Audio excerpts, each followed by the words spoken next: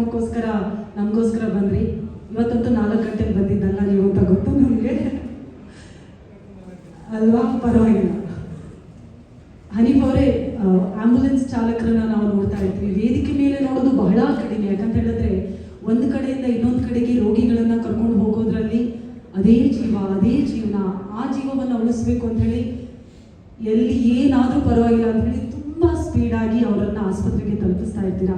ಇವತ್ತು ನಿಮಗೋಸ್ಕರ ಒಂದು ವೇದಿಕೆಯಲ್ಲಿ ಇಷ್ಟು ಜನರ ಮುಂದೆ ನಮಗೆ ಹೆಮ್ಮೆ, ನೀವು ಇಲ್ಲಿಗೆ ಬಂದಿರೋದು ನಮ್ಮ ಸೌಭಾಗ್ಯ.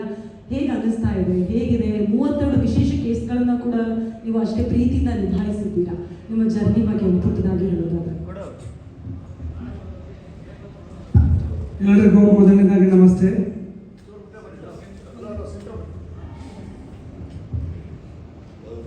ಎಲ್ರಿಗೂ ನಮಸ್ಕಾರ. ತುಂಬ ಖುಷಿಯಾಗುತ್ತೆ ಇವತ್ತು ನಮ್ಮ ಈ ಒಂದು ಆಂಬ್ಯುಲೆನ್ಸು ಫೀಲ್ಡಲ್ಲಿ. ನಾನು 13 ವರ್ಷ ಆಂಬ್ಯುಲೆನ್ಸ್ ಸರ್ವಿಸಲ್ಲಿ ಕಾರ್ಯನಿರ್ವಹಿಸ್ತಾ ಇದ್ದೇನೆ. ಇವತ್ತು ಮೊದಲನೇದಾಗಿ ನಾಕ್ಔಟ್ ಎಂಬ ಈ ಸಿನಿಮಾದಲ್ಲಿ ನಮ್ಮ ವೃತ್ತಿಗೆ ಒಂದು ಗೌರವ ಬರುವಂತಹ ಒಂದು ನಮಗೆ ಹೆಮ್ಮೆ ಆಗುತ್ತೆ. ಯಾಕಂದರೆ ಕನ್ನಡ ಸಿನಿಮಾ ಇಂಡಸ್ಟ್ರಿಯಲ್ಲಿ ತುಂಬ ಸಿನಿಮಾಗಳು ಬರ್ತವೆ, ಆದರೂ ಆಂಬ್ಯುಲೆನ್ಸ್ಗೆ ನಮ್ಮ ಒಂದು ವೃತ್ತಿಯ ಮೆಡಿಕಲ್ ಫೀಲ್ಡ್ ಅಂತ ಒಂದು ಸಿನಿಮಾ ಬಂದಿರೋದು ಮೊದಲನೇ ಸಂದರ್ಭ ಅಂತ ಹೇಳಲಿಕ್ಕೆ ಬಯಸ್ತೇನೆ. ಅದೇ ರೀತಿ ನಮ್ಮನ್ನು ಕರೆದು ಈ ಒಂದು ಇಷ್ಟು ದೊಡ್ಡ ವೇದಿಕೆಯಲ್ಲಿ ನಾನು ತುಂಬ ಕಷ್ಟಪಟ್ಟು ಮೇಲೆ ಬಂದವನು. ಯಾಕಂದರೆ ಇಂಥ ಒಂದು ವೇದಿಕೆಯಲ್ಲಿ ನನ್ನ ಲೈಫಲ್ಲಿ ಕೂಡ ನಾನು ಹತ್ತಲಿಲ್ಲ. ಯಾಕಂದರೆ ಎಷ್ಟೋ ಕಾರ್ಯಕ್ರಮಕ್ಕೆ ಹೋಗಿದ್ದೇನೆ, ಆದರೂ ಕೂಡ ಕಾರ್ಯಕ್ರಮವನ್ನು ನೋಡಿ ಬರುವುದಲ್ಲದೆ ನಮಗೆ ಇಂಥ ಒಂದು ಚಾನ್ಸ್ ಯಾರು ಕೂಡ ಮಾಡಿಕೊಡಲ್ಲ. ಇದು ಮೊದಲನೇದಾಗಿ ನಮ್ಮ ಪೃಥ್ವಿ ಸರ್ ಅವರಿಗೆ ತುಂಬ ಹೃದಯದ ಧನ್ಯವಾದವನ್ನು ತಿಳಿಸ್ತೇನೆ. ಅದೇ ರೀತಿ ನಮ್ಮ ಇಂಜಿನಿಯರ್ ಕಿಟ್ಟಿ ಸರ್ ಅವರಿಗೂ ಕೂಡ, ಅದೇ ರೀತಿ ಇದರಲ್ಲಿ ಯಾರೆಲ್ಲ ಕೆಲಸವನ್ನು ಮಾಡಿದ್ದಾರೆ ಅವರಿಗೆಲ್ಲರಿಗೂ ಕೂಡ ಧನ್ಯವಾದ. ನಮ್ಮ ಆಂಬ್ಯುಲೆನ್ಸು ಟೀಮಿನ ಮೂಲಕ ನಾನು ಧನ್ಯವಾದವನ್ನು ತಿಳಿಸ್ತಾ ಇದ್ದೇನೆ.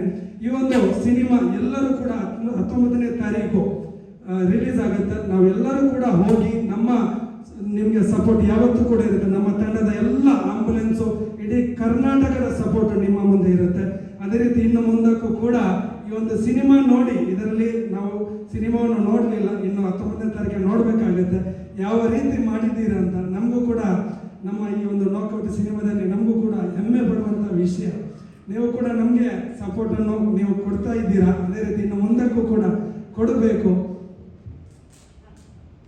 ಇನ್ನೂ ಕೂಡ ನಮ್ಮ ತಂಡದ ಸದಸ್ಯರುಗಳು ಬಂದಿದ್ದಾರೆ, ಅವರನ್ನು ಕೂಡ ನಾನು ವೇದಿಕೆಗೆ ಬರಮಾಡಿಕೊಳ್ತಾ ಇದ್ದೇನೆ. ಯಾಕಂದರೆ 4-5 ಮಂದಿ ನಾನು ಕರ್ಕೊಂಡು ಬಂದಿದ್ದೀರಾ.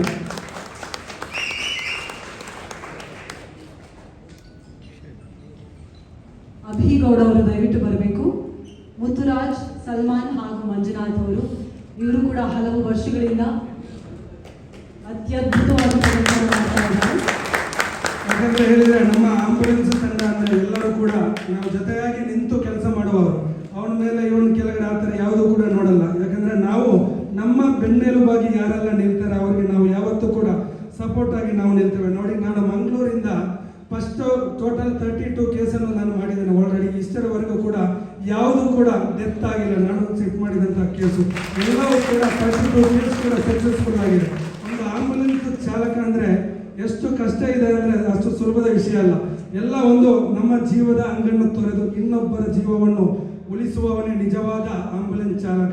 ಆಂಬ್ಯುಲೆನ್ಸ್ ಚಾಲಕ ಅಂದರೆ ಆಂಬ್ಯುಲೆನ್ಸ್ ಜೀವವನ್ನು ಉಳಿಸುವವನು ಮಾತ್ರ, ಜೀವವನ್ನು ತೆಗೆಯುವವನು ಆಂಬ್ಯುಲೆನ್ಸ್ ಚಾಲಕ ಅಲ್ಲ. ಯಾಕಂದರೆ ನೋಡಿ, ಮಂಗಳೂರಿಂದ ಫಾದರ್ ಮಲ್ಲರ್ ಹಾಸ್ಪಿಟ್ಲಿಂದ ಬೆಂಗಳೂರು ಜಯದೇವ ಹಾಸ್ಪಿಟ್ಲಿಗೆ ಒಂದು 4-5-10 ಆಂಬ್ಯುಲೆನ್ಸ್ ಅವ್ರ ಹತ್ರ ಕೇಳಿದರು. ಆ ಒಂದು ಸಂದರ್ಭದಲ್ಲಿ ಯಾರು ಕೂಡ ಇದಕ್ಕೆ ಮುಂದಾಗಲಿಲ್ಲ. ಅವತ್ತಿನ ದಿನ 40 ದಿನದ ಒಂದು ಪಾಪು ಆ ಓಪನ್ ಹಾರ್ಟ್ ಸರ್ಜರಿಗೆ ಬೆಂಗಳೂರಿನ ಜಯದೇವ ಹಾಸ್ಪಿಟ್ಲಿಗೆ, ಅಲ್ಲಿ ಮಂಗಳೂರಿನಲ್ಲಿ ತುಂಬ ಹಾಸ್ಪಿಟ್ಲ್ ಇದೆ, ಆದರೂ ಕೂಡ ಓಪನ್ ಹಾರ್ಟ್ ಸರ್ಜರಿ ಮಾಡುವಂಥ ಸ್ಪೆಷಾಲಿಟಿ ಅಲ್ಲಿ ಇಲ್ಲ. ಅದಕ್ಕೋಸ್ಕರ ಬೆಂಗಳೂರಿಗೆ ಬರಬೇಕು. ಇವರು ಯಾರು ಲಿಫ್ಟ್ ಮಾಡೋಕ್ಕೆ ನೋಡಿದರು. ಆ ಸಂದರ್ಭದಲ್ಲಿ ಒಂದು ಬಡವರ ಫ್ಯಾಮಿಲಿ ಆಗಿರುತ್ತೆ, ಯಾರು ಲಿಫ್ಟ್ ಮಾಡೋಕ್ಕೆ ಇವ್ರ ಹತ್ರ ದುಡ್ಡಿರಲ್ಲ. ಆ ಒಂದು ಸಂದರ್ಭದಲ್ಲಿ ನಾವು ಮುಂದಾಗ್ತೇವೆ, ಇದನ್ನು ನಾವು ಶಿಫ್ಟ್ ಮಾಡ್ತೇವೆ ಅಂತ ನಾನು ಬೆಂಗಳೂರಿನಿಂದ, ಆ ಸಂದರ್ಭದಲ್ಲಿ ಬೆಂಗಳೂರಲ್ಲಿದ್ದೆ, ಬೆಂಗಳೂರಿನಿಂದ ಮಂಗಳೂರಿಗೆ ಹೋಗಿ ನಿದ್ದೆಯನ್ನೆಲ್ಲ ಬದಿಗೆಟ್ಟು ಅವತ್ತು ಮಾರ್ನಿಂಗು ನಾನು 10:00ವರೆಗೆ ಶಿಫ್ಟ್ ಮಾಡಿದಂಥ ಕೇಸು ಕರೆಕ್ಟಾಗಿ ನಾವು 4 ಗಂಟೆಯಲ್ಲಿ ಬೆಂಗಳೂರಿನ ಜಯದೇವ ಹಾಸ್ಪಿಟಲ್ ಅವರಿಗೆ ನಮಗೆ ತಲುಪಿಸಲಿಕ್ಕೆ ಸಾಧ್ಯ ಆಯಿತು. ಯಾವುದೇ ಒಂದು ತೊಂದರೆಗಳಿಲ್ಲದೆ ನಮಗೆ ನೆಲಮಂಗಲದವರೆಗೆ ನಮಗೆ ಝೀರೋ ಟ್ರಾಫಿಕನ್ನು ಪೊಲೀಸ್ ಇಲಾಖೆಯಿಂದ ಸಹಕಾರ ಮಾಡಿಕೊಟ್ರು. ಅವತ್ತಿನ ದಿನದಲ್ಲಿ CMನಿಂದ ಯಾವುದೋ ಒಂದು ರ್ಯಾಲಿ ನಡೀತಾ ಇತ್ತು. ಆದ ಕಾರಣ ನೆಲಮಂಗಲದಿಂದ ನಮಗೆ ಜಯದೇವ ಹಾಸ್ಪಿಟಲ್ವರೆಗೆ ಝೀರೋ ಟ್ರಾಫಿಕನ್ನು ಅವರು ಮಾಡಿಕೊಟ್ಟಿರಲಿಲ್ಲ. ಅದರ ಬಗ್ಗೆಯಲ್ಲಿ ಕೂಡ ಪಬ್ಲಿಕ್ ಟಿವಿಯಲ್ಲಿ ಅವತ್ತು ಚರ್ಚೆ ಆಗಿತ್ತು. ಒಂದು ಆಂಬುಲೆನ್ಸು ಬರುವ ಸಂದರ್ಭದಲ್ಲಿ ಒಂದು ಜೀವವನ್ನು ಉಳಿಸುವ ಒಂದು ಕಾರ್ಯಕ್ರಮದಲ್ಲಿ ನೀವು CM ಬರುವಂತಹ ಕಾರ್ಯಕ್ರಮಕ್ಕೆ ನೀವು ಅಲ್ಲಿ ಝೀರೋ ಟ್ರಾಫಿಕ್ ಕೊಡ್ತೀರಾ, ಅದೇ ರೀತಿ ಒಂದು ಜೀವವನ್ನು ಉಳಿಸುವಂತಹ ಕಾರ್ಯಕ್ಕೆ ನೀವು ಅಲ್ಲಿ ಝೀರೋ ಟ್ರಾಫಿಕ್ ಮಾಡಿ ಕೊಡಲಿಲ್ಲ ಅಂತ ಇಡೀ ಕರ್ನಾಟಕದಲ್ಲಿ ಚರ್ಚೆ ಆಗಿತ್ತು. ಅದರ ಬಗ್ಗೆ ಕೂಡ ಇನ್ನೊಂದ್ಸಲ ಮಾತಾಡೋಣ. ಯಾಕಂದ್ರೆ ನಾವು ಅಷ್ಟು ದೊಡ್ಡ ವ್ಯಕ್ತಿಗಳಲ್ಲ, ನಾವೆಲ್ಲರೂ ಜೊತೆಯಾಗಿ ನಿಂತು ಕೆಲಸ ಮಾಡುವವರು. ಇನ್ನು ಮುಂದಕ್ಕೂ ಕೂಡ ನಿಮ್ಮ ಸಪೋರ್ಟ್ ಸಹಕಾರ ಎಲ್ಲವೂ ಕೂಡ ಎಲ್ಲಿ ಪೃಥ್ವಿ ಅವರ ಅಂತ ಹೇಳಿಕೆ ಬಯಸ್ತೇವೆ.